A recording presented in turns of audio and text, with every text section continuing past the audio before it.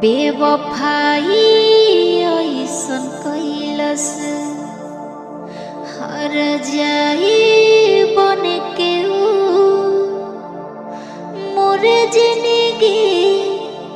कैलस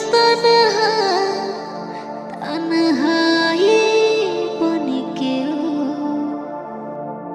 कैसे दर्द सहल जाला कैसे अकेले रहल जाला इहे कलाकारी सिखतानी हम कि ओकरे दिहल का डायरी में रोज गम के शायरी लिखतानी हम कि ओकरे